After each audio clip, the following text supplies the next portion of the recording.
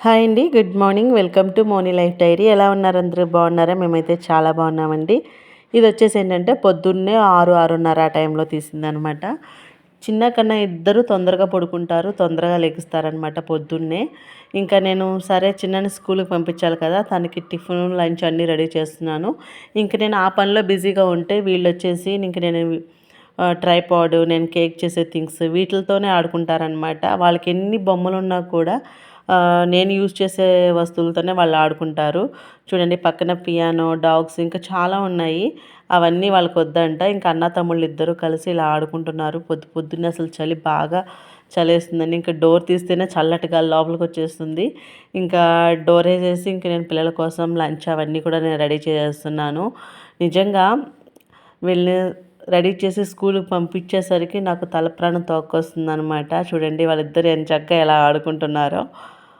So, నేను పిల్లలతో ఇంత కష్టపడుతూ నేను ఇంటిని చూసుకుంటూ, పిల్లల్ని చూసుకుంటూ మీకు నేను నా లైఫ్ డైరీలో అంటే నేను రోజు ఏం చేస్తుంటాను, ఏంటి అవన్నీ కూడా నేను ప్రతిదీ నేను మీతో షేర్ చేసుకుంటున్నాను. ఇంత కష్టపడుతున్నాను కదా! ప్లీజ్ సబ్స్క్రైబ్ చేసుకోండి, లైక్ చేయండి, షేర్ చేయండి. పక్కనే ఉన్న బెల్ బటన్ కూడా క్లిక్ చేయండి. నేను నా లైఫ్ డైరీలో ఏం చేస్తున్నాను అనేది చెప్పి షేర్ చేసుకుంటాను. ఇంకా కొత్త కొత్త విషయాలు కూడా నేను మీతో షేర్ చేసుకుంటాననమాట. అవన్నీ మిస్ కాకుండా ఉండాలి కదా! సో, సబ్స్క్రైబ్ చేసుకోండి. ఇంకా వీళ్ళిద్దరూ చూడండి ఎలా ఆడుకుంటున్నారో. కన్నా అయితే మరీ అనమాట బాగా అల్లరి ఎక్కువైపోయింది తనది. ఇంకా నేను తన్నే ఫోకస్ చేస్తున్నానని చెప్పి ఇంకా తను ఏడుస్తూ మొదలెట్టాడు ఎత్తుకోమని చెప్పి. ఇదొచ్చేసి నైట్ అనమాట.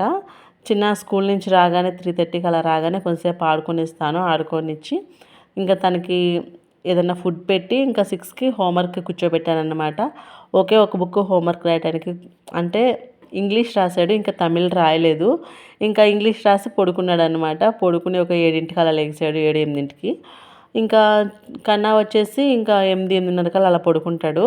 ఇంకా సరే కన్నాని పడుకోబెడదాం. చిన్న అయితే ఇప్పుడే పడుకొని లేసాడు కదా! తను పడుకుంటాకి లేట్ అవుతుందని చెప్పి కన్నాని పడుకోబెడుతుంటే తను కూడా వచ్చి నేను ఒళ్ళో పడుకుంటానని చెప్పి ఇద్దరు ఒళ్ళో పడుకుంటానని చెప్పి గొడవ పడ్డారనమాట. ఇంకా నేను అందుకని ఇలా వాళ్ళిద్దరిని ఇలా కాళ్ళ మీద వేసుకుని పడుకోబెడుతున్నాను. చూడండి వీళ్ళతో నిజంగా చిన్న పిల్లలైతే ఎంత ఇబ్బంది పడతారో, ఎంత కష్టం ఉంటుందో తెలుసు కదా!